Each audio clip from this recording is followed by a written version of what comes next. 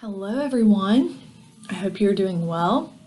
We will be covering 9.5 part 2 today, so we are still looking at calls for reform and responses. All right, so yesterday we talked a little bit about gender equality, and today we'll be looking at racial equality in different parts of the world, starting in the United States. And I'm sure you are familiar enough with United States history to know that after the Civil War, even though the 13th, 14th, and 15th Amendments were passed, which made African American citizens and gave them the right to vote, that really was not how it played out, especially in the South, where Jim Crow laws basically enforced and allowed segregation. And so two of the later laws that were passed that prohibited discrimination were the Civil Rights Act and the Voting Rights Act. Both of these were signed in 1965. The Civil Rights Act again spelled out that blacks should not be discriminated against, nor should anyone on the basis of race or color or religion or sex or national origin. And then because in the South they were still discriminating against blacks in voting, Congress passed the Voting Rights Act, which said everyone has the same voting rights. You cannot do anything, no poll taxes or literacy tests or anything like that to try to prevent someone from voting. And on that one, they actually the federal government actually stepped in to make sure that those rights were being protected in the South. All right, in South Africa. So the apartheid was enforced in South Africa in 1948, and this was like Jim Crow laws, but way worse. The apartheid laws were very strict, and when you were born, on your birth certificate, you were labeled as one of four races, and that detailed where you would live, what job you could have, where you could attend school, where you would spend your leisure time. And so this was enforced by federal law, not just state laws that varied from state to state. And so even though white South Africans only made up 15% of the population, they were able to dominate and discriminate against the other 85%. So this tradition of white-dominated government came from colonial tradition in Africa. Think back to the Scramble for Africa in 1885 and the Berlin Conference that was hosted by Prime Minister Otto von Bismarck, where European leaders came, they sat down, and they basically divided up the map of Africa, and this was called the Scramble for Africa because they were literally scrambling for this territory. And so this issue in the 1900s actually traced back to the Dutch and then the British dominating this region. And so this was really bad. Like I said, if you were not white, then you could not live in certain areas. Mixed marriages were prohibited. So if you were white and you fell in love with an African, you could not marry that person. Even though there were 11 major languages, blacks were taught in the Afrikaan language, that is the Dutch language, which was the language of most of the white South Africans who were ruling. And so the 85% of Africans who were not white were marginalized by the other 15%. And these laws were very restrictive. There was actually one activist, Desmond Tutu, who has a pretty interesting quote. He said, "I am not interested in picking up crumbs of compassion. I want the full menu of rights." And so the challenge to the apartheid, or the most significant challenge to the apartheid, came with the African National Congress. And this is kind of similar. We talked about the Indian National Congress, which fought for independence from Great Britain and India. This is the African National Congress, also fighting for rights of natives against their colonizers, which at this point they didn't have a political connection to the Dutch government, but still they were being controlled by descendants of the Dutch. And so their leader, Nelson Mandela, was actually thrown in prison for life in 1964 because he was the leader of the African National Congress. And their goals were to end white domination, most importantly, to end the apartheid, and then to create a multi-racial nation. And so this movement was actually increased during the time of Mandela's imprisonment. So during the 60s, the 70s, and the 80s, because they threw him in prison just for his involvement in this organization, this became like an international issue. And so there were bands that set up concerts, and the whole point of the concert was to call for Nelson Mandela's release from prison. There were college students and professors who urged businesses and colleges to divest from South Africa, pull out all your investments, do not even deal with them anymore. And then several countries enacted really strict economic sanctions against South Africa, so they wouldn't even trade with them. It got so bad that the United Nations actually kicked South Africa out of the UN in 1974 because of the apartheid. And so basically, South Africa became a pariah state. It just means that it was a really undesirable state. They looked really bad on the world stage in terms of their national reputation. It was bad. So bad, like I said, that they were kicked out of the UN.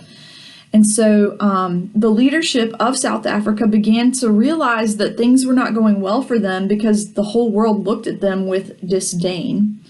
And so they got a president in 1989 that recognized the need for change. His name was F.W. de Klerk.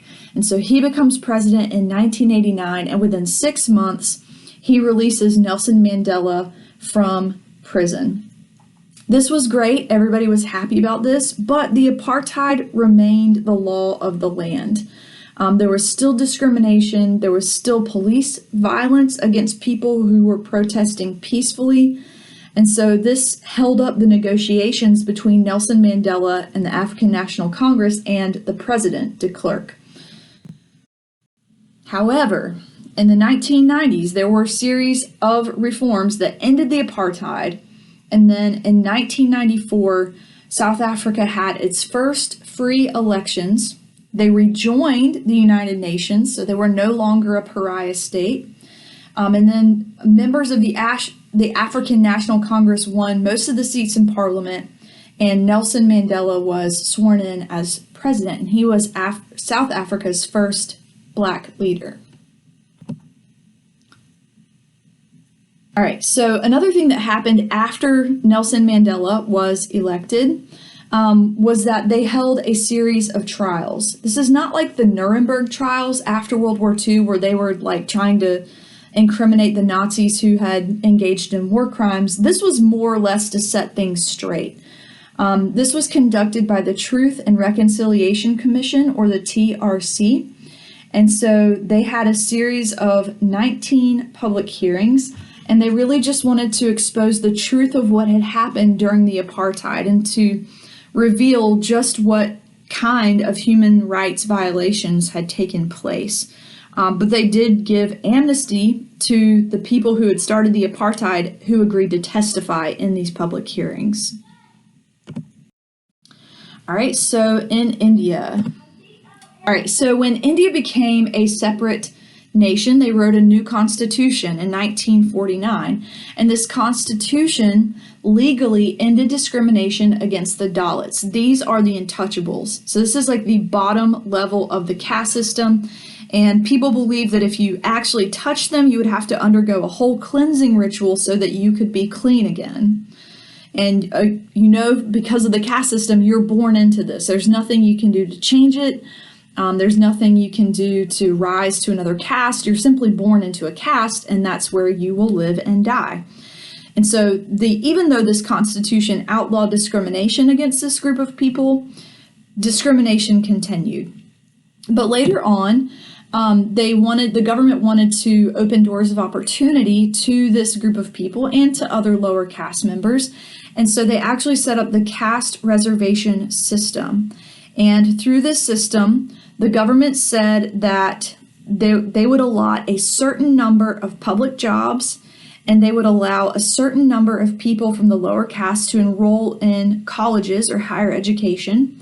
And so the people who had lived this life of underprivilege were now granted a portion of jobs and a number of seats in college, in the college admission process. All right, so human rights in China. We talked about the fact that China had experienced some economic liberalization. In other words, they were stepping away from a communist economy where the government controlled every single thing to a more free market economy, which did bring China a considerable amount of wealth. But even though they experienced this economic liberalization, this did not translate politically. So there were not democratic reforms, even though people protested and wanted things like freedom of speech and freedom of religion. That simply did not and has not fully happened. So despite economic reforms of the 80s, the CCP continued political oppression. CCP stands for Chinese Communist Party, and that's kind of lengthy, so I've just called them CCP throughout this set of notes, but that's what it stands for, Chinese Communist Party. So like I said, they severely limited freedom of speech and thought. The news cannot publish what they want to, and that is still true today. The news is very much censored. The government controls what children learn in elementary school and in high school. The government tells educators what they should be teaching. The CCP also forced all NGO, stands for non-governmental organization. So if one of those NGOs wanted to set up camp in China, they have to register with the government, and they are not free to operate without strict supervision by the CCP. The government does control all major industries, and so even though they do have some economic liberalization, the government still has ultimate control over major industries in China. Okay, so the Tiananmen Square incident proves once and for all just how oppressed the people were in the late 1900s, and in fact how oppressed they still are. And just a reminder as to what happened here. So in 1989, there were some activists in favor of democratic reforms who held like a public memorial service for this high government official who was sympathetic to democracy. And so the protesters after this demanded to speak with the CCP leaders, so the communist leaders, about having freedom of the press, freedom of speech, freedom of religion, and just general democratic reforms. And so the government refused to meet with them, and as a result, there were 400 Chinese cities who staged peaceful protests like sit-ins, and students refused to attend classes, and they started hunger strikes. A hunger strike is where you refuse to eat until your demands are met. So people will go like almost die of anorexia for a political cause. And so there were hundreds of thousands of people in China, city workers, professors, students, who staged this massive protest in Beijing's Tiananmen Square. And so after 7 weeks of protests, the government declared martial law. They sent in the army with assault weapons and tanks, and the citizens responded by setting up barricades so that they could block the troops. And then on June 4th, 1989, the army attacked and just fired into the crowd of protesters. Interestingly, because China doesn't have freedom of the press, the government claimed that no one died that day. They do not, even to this day, they do not talk about this incident in schools, and the government blocked all websites that discuss this incident. So like in the US, when this was reported, China blocked the website so that its people could not see what happened. And to this day, the mothers who mourn their children who were killed in this incident cannot openly mourn. And the government will still throw you in prison if you commemorate June 4th, 1989 as like the hallmark of the fight for political freedom or something like that. So if you celebrate it, then you can still be thrown in prison to this day. All right, so the CCP struggles with the demands of minority groups. And so there are 55 minorities or maybe more who live in China. And so some of the more significant groups, like the Tibetans and the Mongolians, have fought for different rights. The Tibetans, we talked about in human geography, wanted the right to choose their own religious leader. They wanted to choose the Dalai Lama, and the Chinese government was like, no, we're going to choose the Dalai Lama. And so they've had protests, they've complained against the government, and then the Mongolian people protested against the number of the Han Chinese people who were moving into Inner Mongolia in 2011. They said that these Han Chinese people were ruining their way of life, which was their pastoral people, and the Chinese who were moving in were setting up farms. And the Mongolians protested the environmental damage that was being done with the Han Chinese people who were moving in and setting up farms. They also didn't like that the Han Chinese people were moving in and building highways, and their cattle were overgrazing and things like that. All right, and then lastly, looking at some of the repair that has been done to the environment. We talked yesterday, or maybe the day before, about how the environmentalists have complained about global warming and the burning of fossil fuels which have depleted the ozone layer and it has trapped heat inside of the Earth's atmosphere. And so this section is looking at organizations, or in this case, a holiday that has brought awareness to environmental activism. And so Earth Day started in the U.S. April 22nd, 1970. It is now celebrated by about 174 countries. That's most of the countries in the world. And they like to highlight recycling, developing alternative energy forms. So like instead of burning fossil fuels, we should use renewable energy like solar, wind power, hydroelectric power. They encourage people to eat locally grown organic foods, and they want the passage of anti-pollution laws. And then the Greenpeace movement, this one was founded in 1971, and they focus on environmental awareness also, but they want to battle deforestation, which is where you cut down trees, usually to clear land for agriculture. They fight global warming, the killing of whales, desertification, which is where you overfarm and then the land becomes like desert-like, and also overfishing. And then the Greenbelt movement was started by Dr. Wangari Maathai from Kenya, and this was started in 1977 in response to colonial powers ruining the environment in Kenya. So what they found was that streams were drying up, their food supply as a result was unpredictable, and so women worked together to plant trees, improve the soil, collect rainwater. And one of the most interesting things about this is that you see women in Kenya for the first time participating in public affairs, public life, rather than allowing the men to make these decisions. All right, so I've talked a long time. I hope you have a great day. Don't forget to send me a picture of your notes.